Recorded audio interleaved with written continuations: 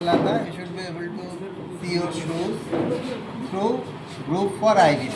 ये खुद के मन पे रहना, ये एग्जामिनर को नहीं बोलना। तो ऐसे किडनी में भी एक ट्रिक रहता है। वो ट्रिक क्या है? ये जो यूरेटर है, ureter should be hanging from posterior aspect downwards. समझो मैंने किडनी को गलत पकड़ लिया, तो कैसा गलत हो सकता है? मैंने ये राइट साइड का किडनी में गलती से ऐसा पकड़ा, तो क्या होगा? यूरेटर सर के तरफ चलेंगे, यूरेटर मेरे तरफ नहीं रहा। तो यूरेटर ध्यान में रखना कि यूरेटर मेरे तरफ होना या पोस्टीरियरली होना, first thing. Second thing, downward होना। अभी अगर मैंने इसको गलती से यूरेटर को मैंने ऐसे पकड़ा, तो कैसा दिख रहा है? ये ऐसा यू टर्न लेके आ रहा है, ऐसा दिख रहा है। इसका नेचुरल ऐसा डाउनवर्ड जो होता है वो नहीं है। यहाँ पे देखो एक यू टर्न मार के नीचे आ रहा है, तो मैंने गलत पकड़ा। ये ऊपर होना चाहिए, ये नीचे होना चाहिए, इसको मैंने ऊपर रखा है।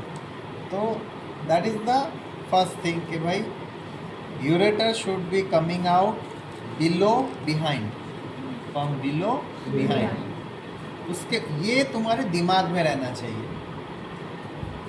बोल भी सकते हो, लेकिन उसके बाद तुमको और काफ़ी चीज़ें बोलने पड़ेंगे जो कि तुम राइट लेफ्ट तय करते समय उस पर भरोसा नहीं कर सकते हो। क्या बोलना पड़ेगा? Upper pole broad, lower pole narrow. अभी कोई कैलकुलेशन लगाएगा कि ये लोअर पोल है, एक्चुअली लोअर पोल इतना सा है, तो फिर उससे गलती हो जाएगा। तो upper pole broad, lower pole narrow. Anterior surface more convex and irregular, posterior surface more और लेस फ्लैट। अभी इस पे हम भरोसा इसलिए नहीं कर सकते, इसका कंसिस्टेंसी कैसा है? बॉगी कैसा है? मैंने बोला था कि बॉक्सिंग के जो लेदर बैग रहता है जिसके अंदर रेत रहता है वैसा है। तो उसमें जैसा प्रेशर आएगा वो ऐसा शेप लेगा। अभी समझो कांच के जार में है, ग्लास जार में है, तो ग्लास जार में अगर ये एंटीरियर सरफेस भी ऐसा चिपका हुआ रहेगा तो anterior surface will become flat. Posteriorly अगर दूसरे किडनी वगैरह रिलेटेड रहेगा तो दैट विल बिकम इरेगुलर। तो इस पे हम पूरा भरोसा नहीं कर सकते। जो सच है, करेक्ट है, बट उस पे भरोसा हम पूरा नहीं कर सकते। लेकिन बोलते वक्त बोलना है, लेकिन तय किस चीज़ से किया हमने? Just only rely on ureter coming from below behind. बोलते वक्त लेकिन तुमको सारे पॉइंट बोलना पड़ेगा। Upper pole broad, lower pole narrow, anterior surface more convex and irregular, posterior surface more और less flat, and lateral border is convex, medial border is convexo concavo convex.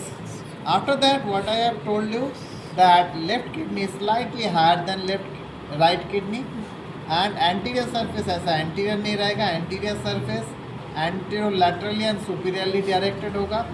upper poles near and lower poles एक दूसरे से ज़्यादा दूर है, apart, and upper poles nearer. So this is the anatomical position. This is the anatomical position of kidney. Okay? Now anatomical position हो गया। इसके बाद क्या आता है? इसके पेरिटोनियल रिलेशन, विसरल रिलेशन। लेकिन पेरिटोनियल रिलेशन, विसरल रिलेशन से भी पहले इसका इमीडिएट और एक चीज़ रहता है, इसके कवरिंग में क्या है? First of all kidney is covered bye renal capsule और ट्रू कैप्सूल। लीवर में जिसको हमने बोले थे ग्लिशंस कैप्सूल, वैसे किडनी का के लिए नाम है उसका रेनल कैप्सूल, जो किडनी के खुद के टिश्यू से बना है। उसके बाहर एक फैटी लेयर रहता है, that is called as perinephric fat.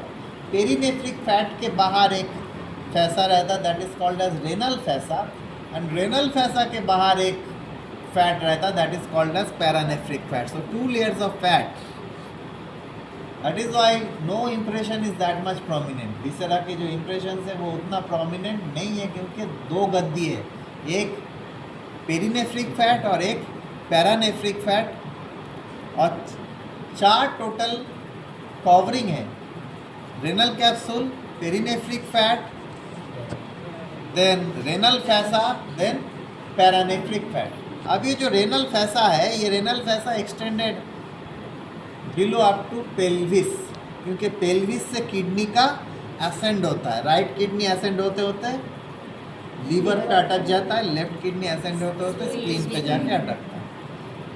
तो जिस रास्ते से ये असेंड होके आता है, इधर भी रेनल फैसा, इधर भी रेनल फैसा, ये दोनों के बीच में जो ये पाथ है, that path is called as path of Gerota, and जो स्पेस बनता है जहाँ पे किडनी है, that space is called as space of Gerota. ये स्पेस ऑफ जेरोटा से किडनी का कैंसर है, किडनी का infection, that may reach up to pelvic organ, and vice versa, pelvis का कोई इन्फेक्शन या cancer may reach up to kidney.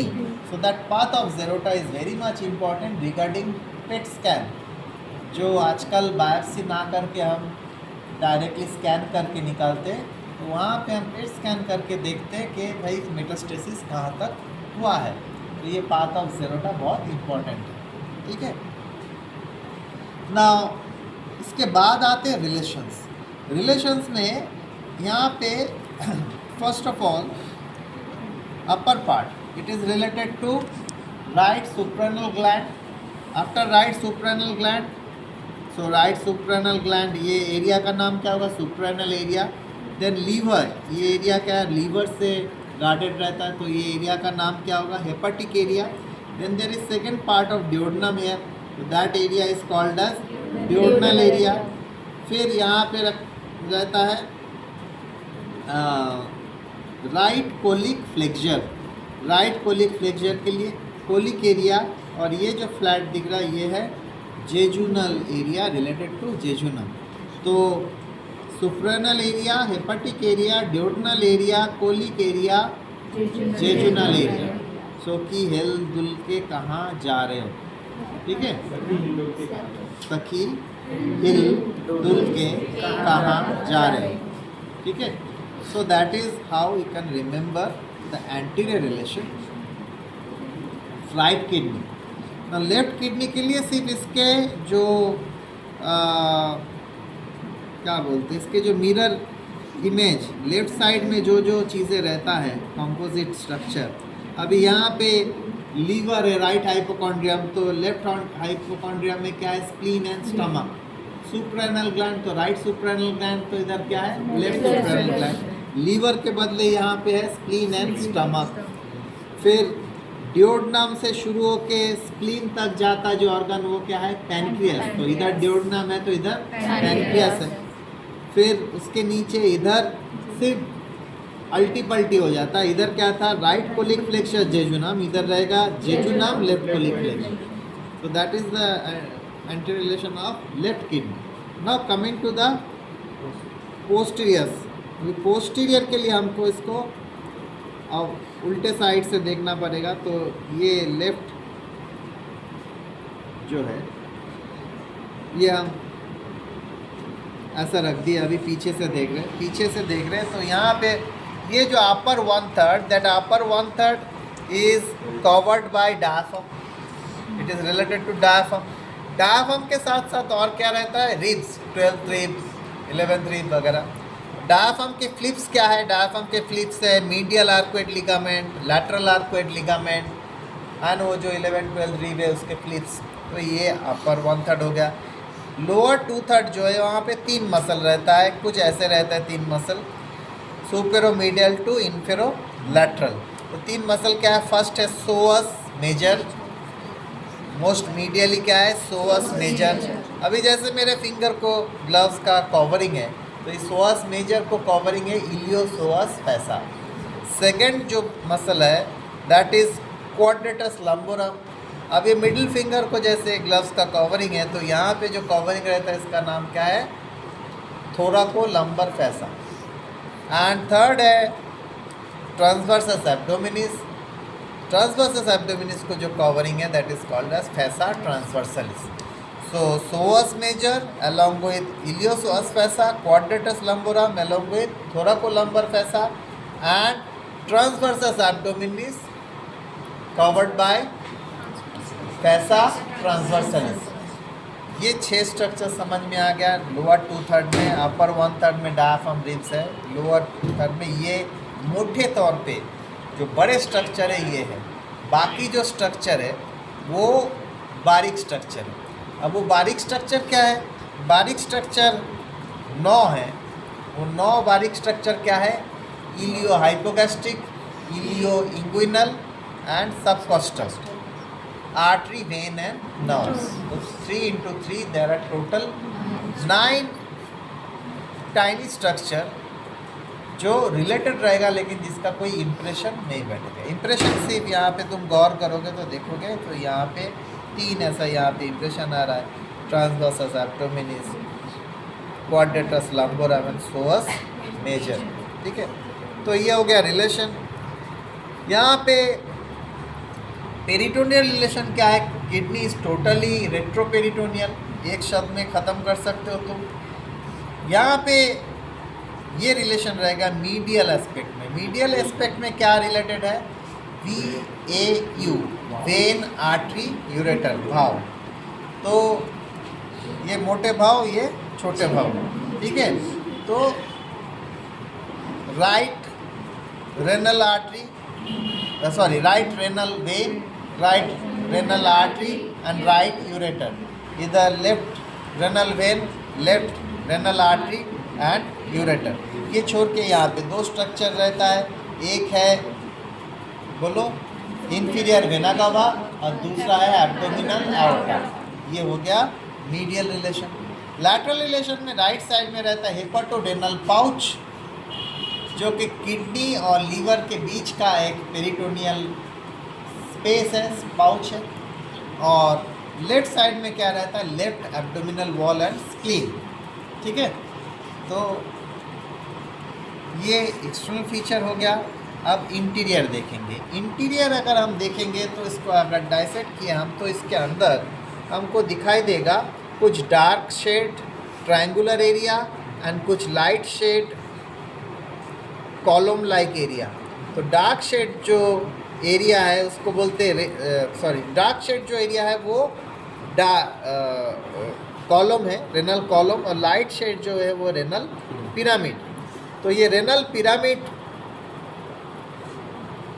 के बीच बीच में रेनल कॉलम्स है. ये रेनल कॉलम्स में क्या जाता है? Interlobar artery and vein. ये यहाँ पे जाके आर्च फॉर्म करता है.